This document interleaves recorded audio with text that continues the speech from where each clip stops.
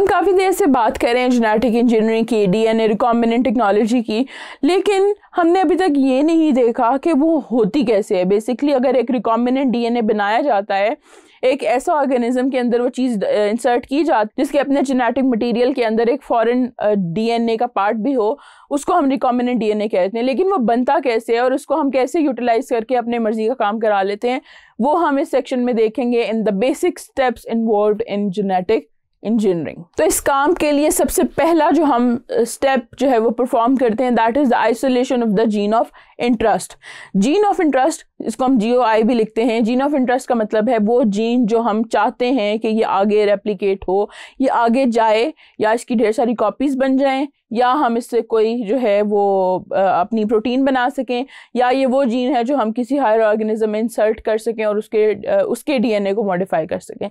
तो वो हमारा जीन ऑफ इंटरेस्ट है।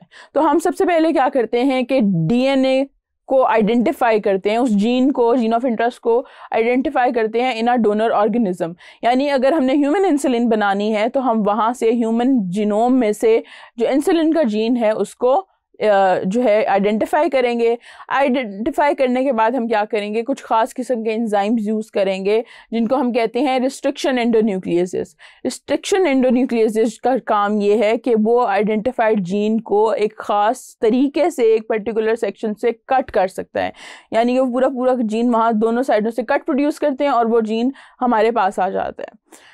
इस तरह से वो जीन ऑफ इंटरेस्ट जो है वो आइसोलेट हो जाता है। जब आइसोलेट हो जाता है तो फिर हम अपने अगले स्टेप की तरफ चले जाते हैं, that is the insertion of gene into a vector.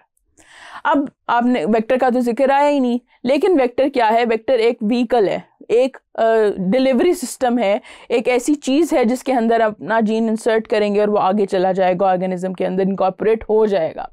तो वेक्टर जो है वो सिलेक्ट किया जाता है for the transfer of that isolated gene of interest into the host cell. अब अगर हमने बैक्टीरियल जीन लिया है तो हम उसको एक वेक्टर में इंसर्ट करेंगे और होस्ट सेल यानी कि हम बैक्टीरिया में इंसर्ट कर देंगे। अब वेक्टर्स क्या हो सकते हैं? वेक्टर्स की न्यूमरस टाइप्स हैं, वो नेचुरल भी हैं और सिंथेसाइज्ड भी हैं, वो हाइब्रिड भी हैं। वेक्टर जो है वो एक प्लाज्मिड हो सकता है। अब प्लाज्मिड क्या है? वो प्लाज्मिड्स बैक्टीरिया के अंदर नेचुरली होते हैं। These are extra chromosomal part present in the bacteria और बैक्टीरियोफेजेस के अंदर भी। तो हम क्या करते हैं कि जो जीन ऑफ इंटरेस्ट होता है उसको वेक्टर के साथ अटैच कर देते हैं। अटैच कैसे करते हैं कि हम एंडोन्यूक्लियसेस, वही रिस्ट्रिक्शन एंडोन्यूक्लियसेस या एक्सोन्यूक्लियसेस, हमने जिस एंजाइम को यूज़ करते हुए कट किया होता है जीन ऑफ इंटरेस्ट को, हम वही सेम एंजाइम यूज़ करते हैं हम अपने वेक्टर के ऊपर और उसको भी कट कर लेते हैं। क्योंकि प्लाज्मिड जो है वो सर्कुलर होते हैं और उसमें जगह होती है कि वहाँ पे एंजाइम कट कर सकें, वो जगह से वहाँ कट करते हैं। फिर हम एक एंजाइम यूज़ करते हैं जिसको हम कहते हैं लाइगेज, इनको हम जॉइनिंग एंजाइम्स भी कहते हैं।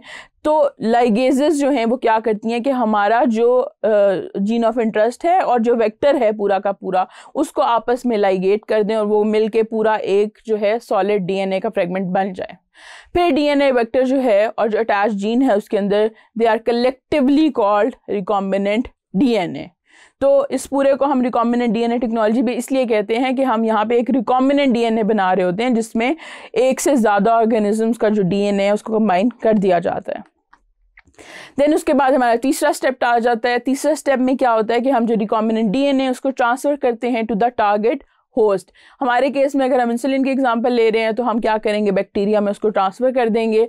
जस्ट होस्ट ऑर्गेनिज्म के अंदर हम वो ऐड करेंगे, उसको हम कहते हैं जेनेटिकली मॉडिफाइड ऑर्गेनिज्म, क्योंकि उसके अंदर हमने कोई एक्स्ट्रा जीन या कोई एक्स्ट्रा फ्रेगमेंट DNA का जो है इंसर्ट किया है, वो GMO बन जाता है या ट्रांसजेनिक बन जाता है।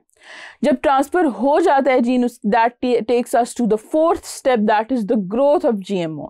अब हमने अपना जीन इंसर्ट कर दिया तो हमारी ये नीड है कि वो जो जीन है वो मल्टीप्लाई हो जाए, उसकी ढेर सारी कॉपीज हमारे पास बन जाएं। तो वो इसलिए हमें ज़रूरी है कि हम उस GMO को ग्रो कराएं। तो हम क्या करते हैं कि हम उसको सूटेबल कल्चर मीडियम देते हैं, सूटेबल कंडीशंस देते हैं, टेम्परेचर प्रोवाइड करते हैं ताकि वो हमारे पास मल्टीपल कॉपीज़ बना दे जीन ऑफ इंटरेस्ट की। जब मल्टीपल कॉपीज़ बन जाती हैं हमारे पास तो हम एक और स्टेप परफॉर्म करते हैं, that is the expression of the gene. अब ये नहीं ज़रूरी कि हमारे पास वही ऑर्गेनिज्म जिसमें हमने बैक्टीरिया का जीन इंसर्ट किया है वही वहाँ पे एक्सप्रेस भी करे। समटाइम्स डिफरेंट हम सिस्टम्स भी यूज़ करते हैं, समटाइम्स होस्ट ऑर्गेनिज्म ही वो जीन एक्सप्रेस कर देते हैं। जो जीएमओ जिसके पास जीन ऑफ इंटरेस्ट होता है वो मैन्युफैक्चर करता है हमारी डिज़ायर्ड प्रोडक्ट, जैसे कि इंसुलिन बना दी बैक्टीरिया ने, उसको फिर हम later on at the end of the process सारे बैक्टीरिया में से आइसोलेट कर लेते हैं। वो जो कल्चर मीडियम होता है उसमें से हम अपना इंसुलिन को डिफरेंट एसेज और अरेज परफॉर्म करते हुए आइसोलेट कर लेते हैं और प्योरीफाई कर लेते हैं, और उसको हम ह्यूमंस को एज ट्रीटमेंट यूज़ कर सकते हैं and it is perfectly safe.